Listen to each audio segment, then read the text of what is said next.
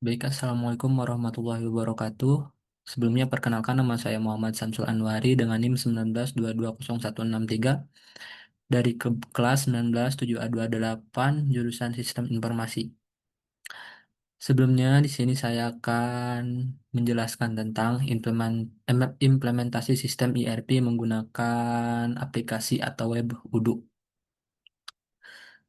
Kita langsung saja untuk pembahasannya.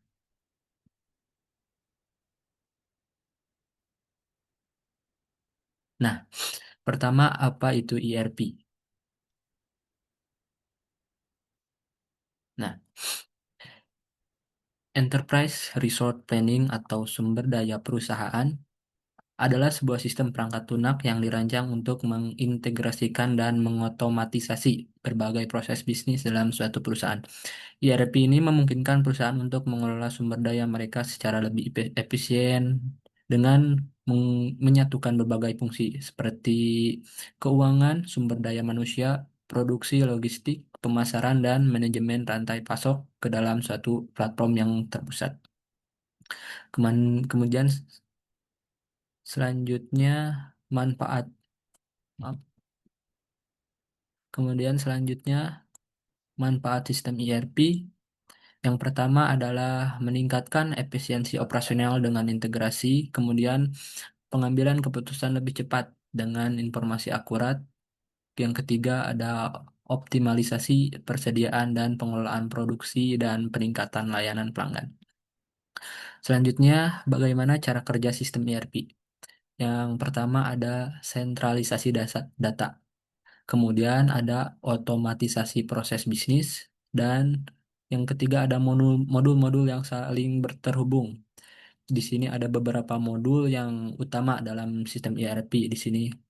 Yang pertama ada modul keuangan dan akuntansi, kemudian modul manajemen inventaris, kemudian modul produksi, modul SDM, sumber daya manusia, dan modul CRM, Customer Relationship Management. Yang keempat, akses datanya secara real time. Dan yang kelima, keamanan dan kontrol akses. Kemudian di sini kita akan menggunakan yaitu Odoo ERP. Apa itu Odoo ERP? Odoo ERP adalah open resource yang memiliki kelebihan fleksibel dengan berbagai modul yang mencakup manajemen keuangan, CRM, inventaris, manufaktur, dan e-commerce. Sistem ini memiliki modul modular yang memungkinkan bisnis memilih dan menginstal hanya modul yang kita butuhkan. Odoo ERP ini berasal dari Belgia dan memiliki beberapa kelebihan. Yang pertama ada fleksibel dan dapat dikustomisasi, kemudian modular dan scalable, kemudian antarmukanya modern dan usernya friendly, kemudian all-in-one solution atau ERP terpadu, dan yang terakhir yaitu integrasi seamless dengan aplikasi lain. Selanjutnya kita langsung saja ke pengaplikasian aplikasi Odoo-nya. Di sini pertama-tama kita sebelum untuk melakukan implementasi ERP, kita harus login ke dalam website Odoo terlebih dahulu.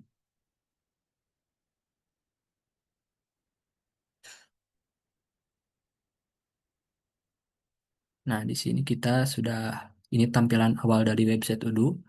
Di sini kita untuk login memasukkan email dan password. Jadi di sini saya sudah membuat email dan password sebelumnya, jadi kita langsung klik saja bagian sign in atau login.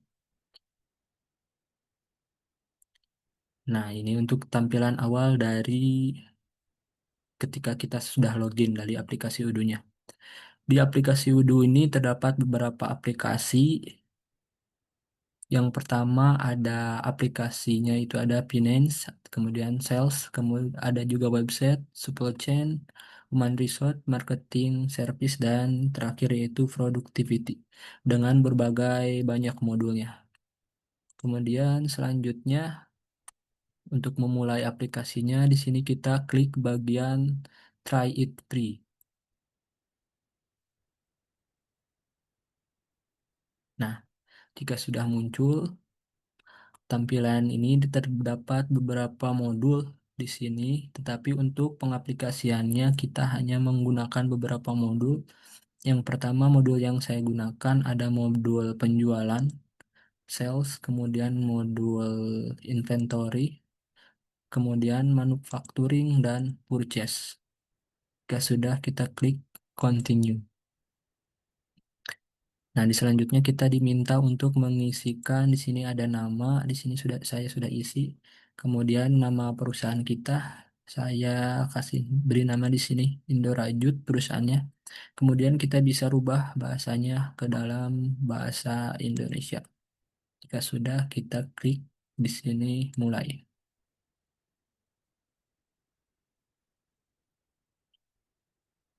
Nah, di sini aplikasi Udo atau website Udo-nya akan memproses modul yang kita pilih tadi untuk dibuatkan sebuah ERP-nya.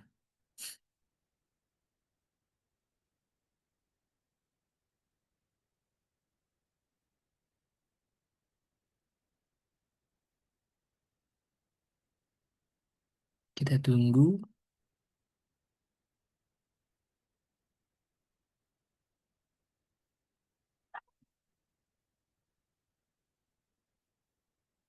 Nah, ini adalah sistem ERP ya, dari modul-modul yang tadi sudah kita buat dan kita pilih dan sudah dibuatkan oleh aplikasi Udo ke dalam sistem ERP.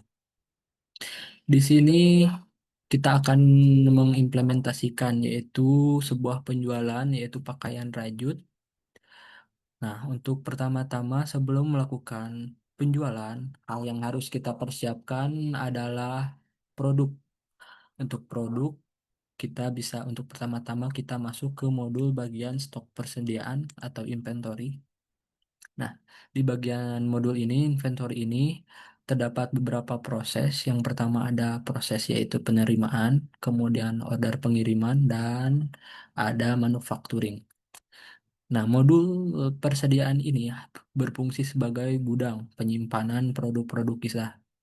Di sini kita juga dapat menambahkan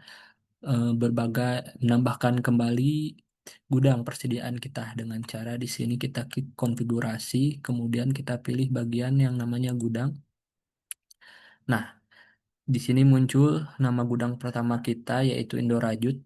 Kemudian kita juga bisa menambahkan gudang baru di sini dengan mengklik baru. Kemudian, nah kita bisa beri nama. Nah, tetapi saya di sini tidak akan membuat gudang baru. Kita fokus di gudang yang pertama. Nah, gudang yang baru ini kita bisa buat jika kita menambah perusahaan atau membuka cabang baru di perusahaan tersebut. Kemudian kita kembali ke bagian stok persediaan.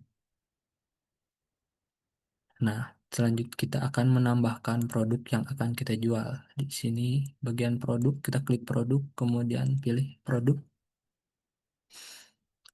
Nah, sudah muncul. Selanjutnya kita pilih baru. Nah, ini tampilan untuk menambahkan produknya. Di sini ada nama produknya, contohnya di sini Kiss Burger, tapi kita di sini penjualan tentang pakaian rajut. Saya beri nama untuk produknya yang pertama yaitu kardigan rajut. Untuk di sini kardigan rajut kita hanya untuk penjualan, jadi untuk pembeliannya kita hapus, kita hapus checklistnya. Untuk informasi umum, untuk tipe produknya yaitu barang dan kebijakan penagihannya di sini jumlah dipesan. Nah, untuk bagian inventaris di sini kita harus checklist.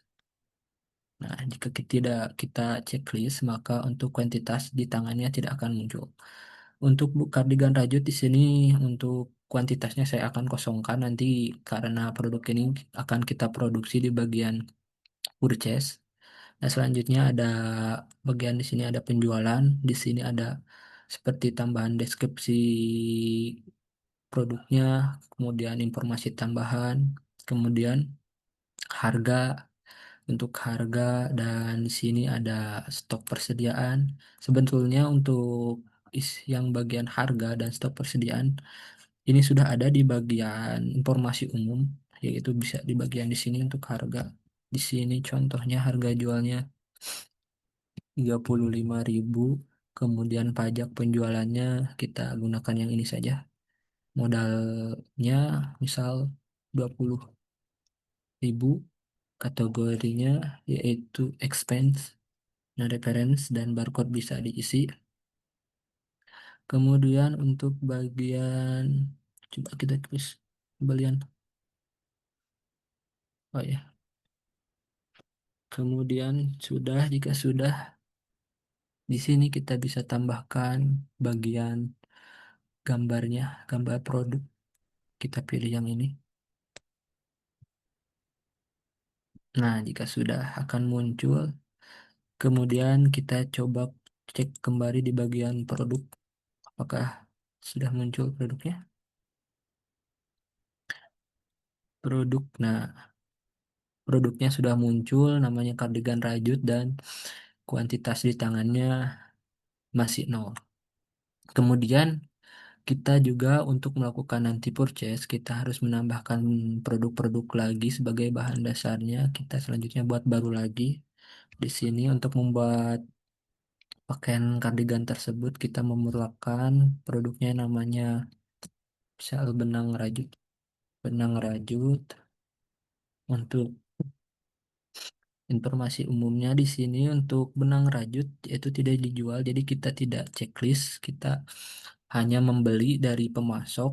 Jadi nah, kita checklistnya yang pembelian, tipe produknya barang, inventaris, dan kuantitas di tangan. Di sini kita coba isi.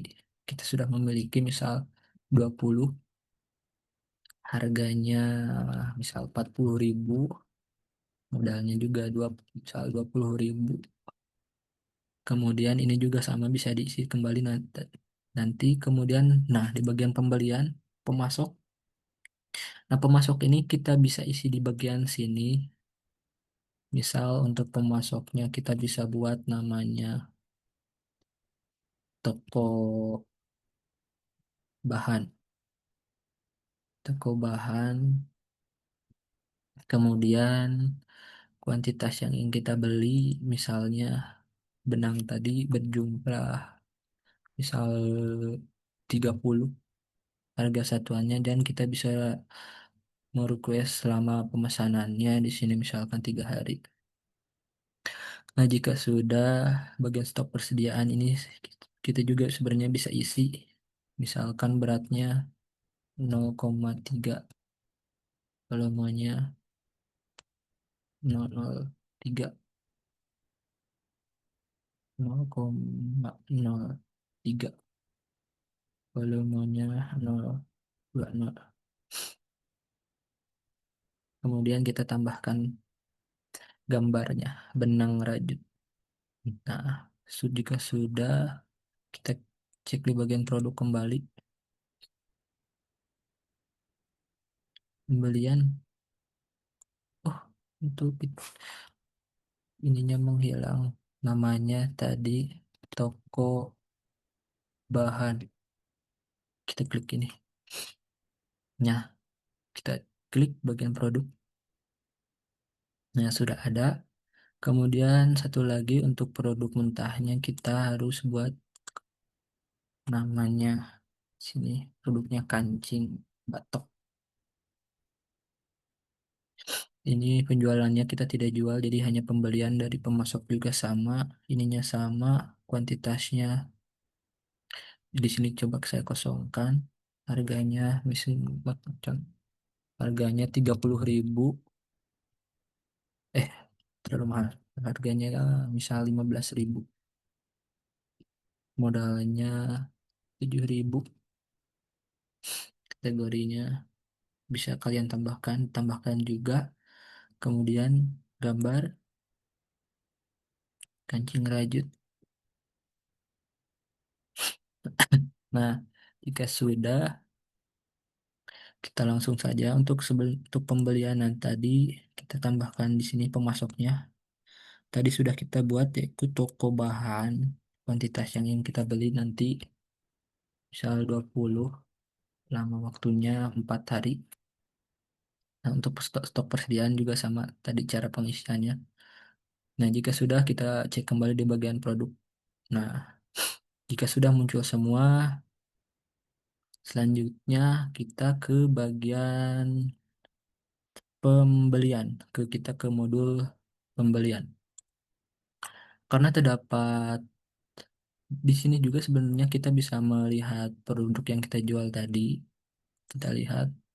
Nah, karena untuk kancing batok di sini kita tidak memiliki bahan atau di tangan tidak ada yang di tangan kita masih nol. Di sini kita akan melakukan pembelian untuk kancing batok ini.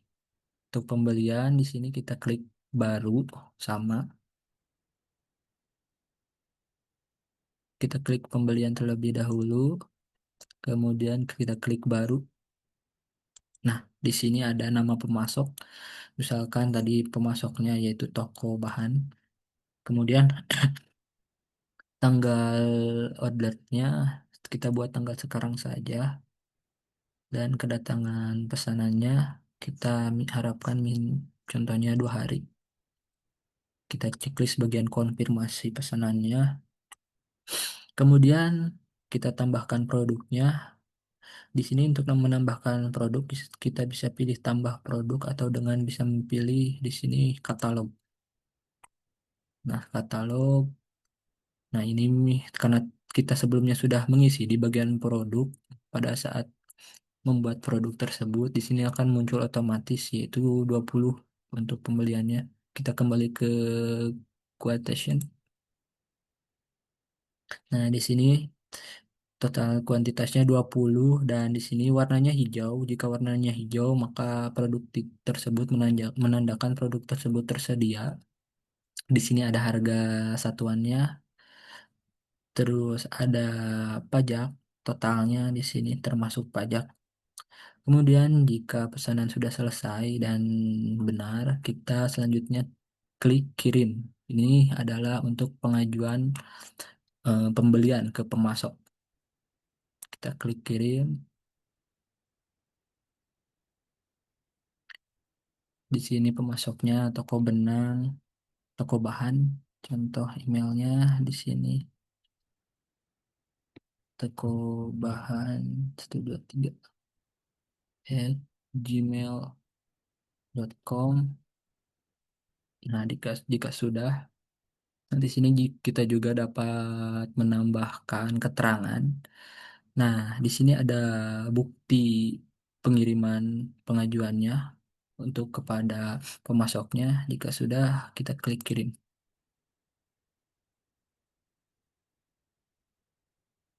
Nah, jika pengiriman pengajuan sudah selesai kita buat, maka status yang tadinya PPW akan berubah menjadi PPW dikirim dan ini untuk bukti pengajuan kepada pemasoknya.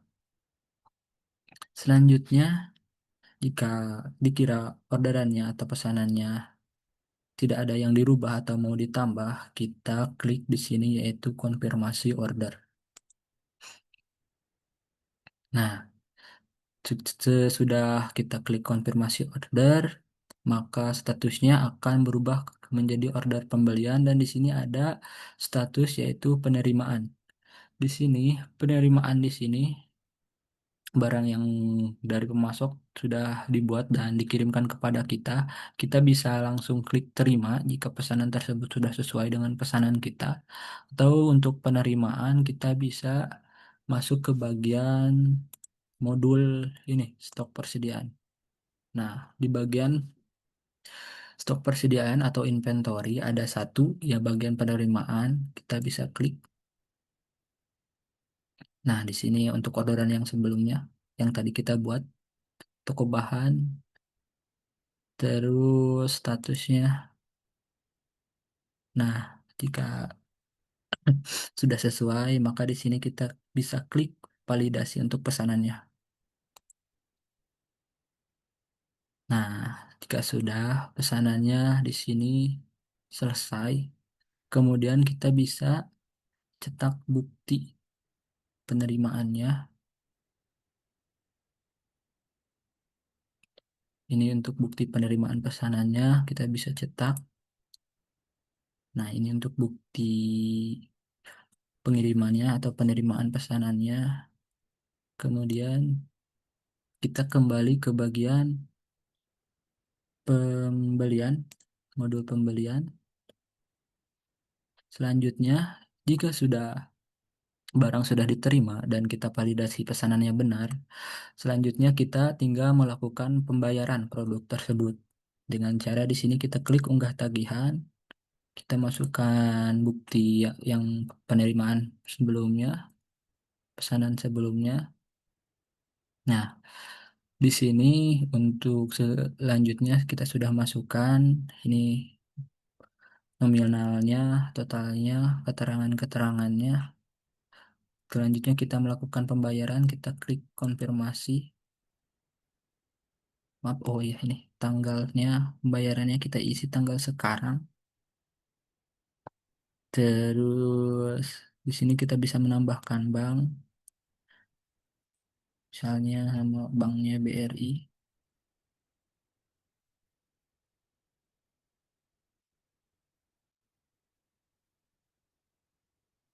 nomor rekeningnya misal kita isi saja, kemudian simpan. Nah, ini nomor rekeningnya, banknya, oh ini kita harus isi banknya BRI, terus nomor rekeningnya contohnya, kemudian kita simpan.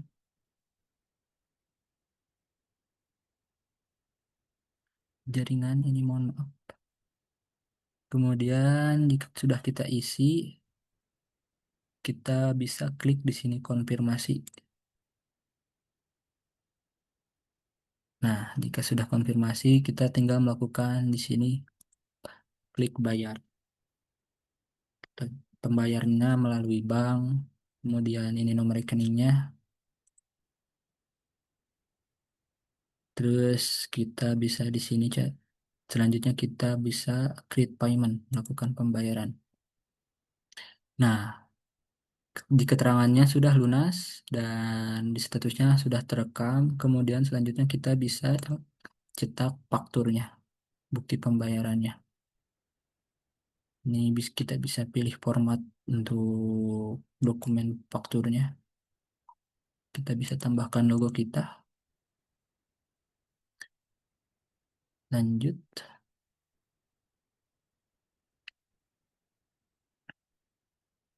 Nah, bukti pembayarannya sudah berhasil. Kemudian, dan untuk proses pembelian sudah selesai. Kita cek di bagian produk. Nah, untuk kancing batok tadi yang awalnya di tangannya atau kita belum miliki nol, sekarang sudah bertambah menjadi 20 di bagian di tangan kita. Kemudian selanjutnya kita masuk ke modul produksi untuk membuat produk kosong. Nah, untuk membuat produk yaitu kardigan rajut. Kita masuk ke bagian produksi, ke modul produksi. Nah, modul produksi ini sama kita klik baru, kita masukkan nama produknya yaitu kardigan rajut. Di sini tanggal terjadwalnya tanggal sekarang. Kita buat tanggal sekarang saja. Kemudian penanggung jawab, kuantitas yang ingin kita buat di sini misal 20 produk. Kemudian ini juga kita bisa isi, kita tambahkan bahan dasarnya untuk produk kardigan rajut ini. Yang pertama bahan dasarnya yaitu benang rajut, mengkonsumsi sebanyak misal 10. Kemudian kita tambahkan lagi kancing batok, mengkonsumsi sebanyak 20. Nah, di keterangannya, di statusnya di sini tersedia. Jika sudah benar, kita langsung di sini klik pilih konfirmasi. Nah, jika selanjutnya yaitu muncul tampilan seperti ini. Jika sudah benar, kita bisa klik pilih di sini produksi semua, atau kita bisa masuk ke bagian stok persediaan kembali dan di sini muncul di bagian manufacturing atau produksi. Kita bisa klik. Nah, tampilan dari pembuatan produksinya. Selanjutnya kita pilih yang bagian produksi semua. Nah, jika sudah selesai diproduksi, statusnya akan berubah menjadi selesai dan di sini total produknya. Jika misalkan produk yang kita produksi ada barang yang kurang atau barang yang cacat, kita bisa bongkar dan retur kembali di sini. Klik bongkar, misalnya berapa produk yang rusaknya. Misalkan tadi kita buat berapa, kita bongkar di sini misalkan 5 5 pieces, 5 produk kita bongkar. Nah, sudah kita bongkar, kita masuk kembali ke bagian produk. Nah, untuk bagian kardigan rajut, tadi kita awalnya memproduksi sebanyak 20 pieces, tetapi kita bongkar dan kita kembalikan 5 pieces, jadi totalnya di sini berjumlah 15. Selanjutnya kita masuk ke modul terakhir yaitu modul penjualan. Nah, bagaimana di sini caranya kita untuk menjual produk kita? Di sini juga sama, awalnya kita klik baru di bagian ini tampilannya. Kemudian ini untuk pertama kita ada di sini namanya pelanggan. Kita bisa isikan untuk nama pelanggannya. Di sini saya pakai nama saya sendiri. Nama pelanggannya saya, terus tanggal pesanannya misalkan kadaluarsanya kita buat tanggal hari ini.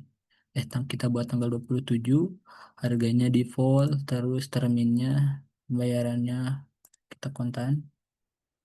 Terus produknya saya dari klik tambah produk saja. Saya mau beli kardigan rajut sebanyak misal 12 satu lusin. 12 kuantitasnya, ini untuk pajaknya, jumlahnya, dan ini untuk total semuanya termasuk pajak. Kemudian jika pesanan sudah selesai, sudah benar, kita selanjutnya klik bagian kirim.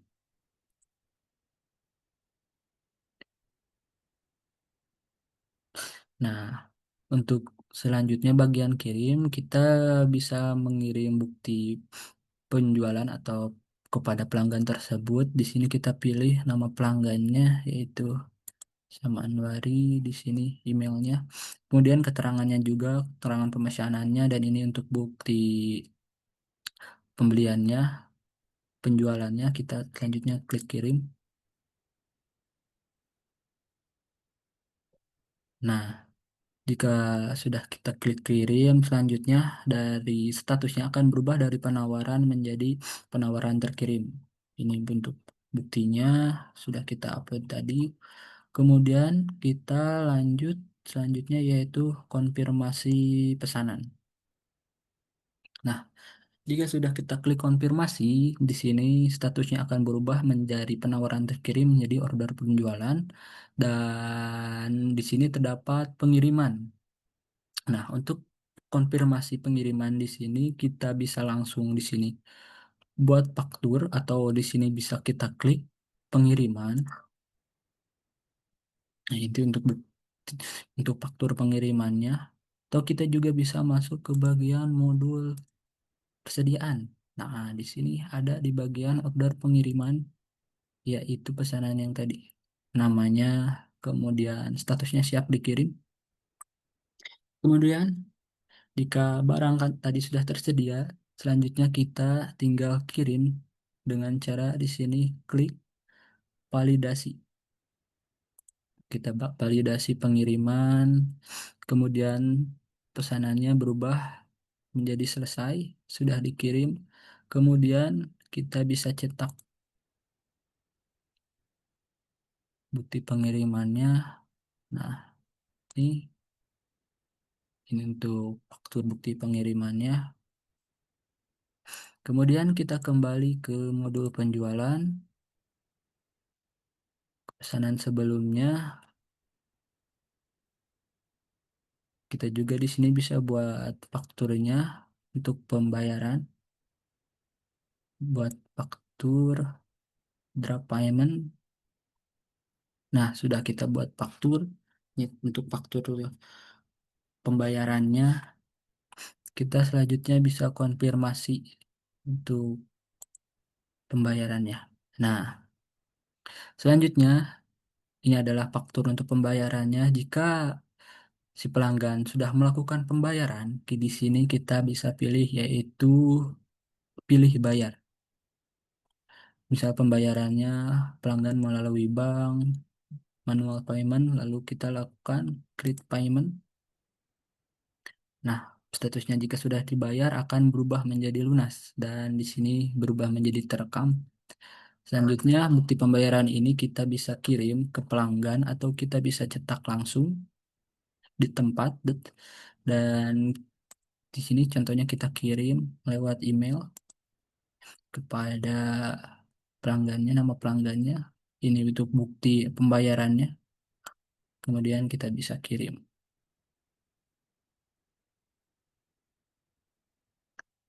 Nah, dan proses penjualan pun selesai.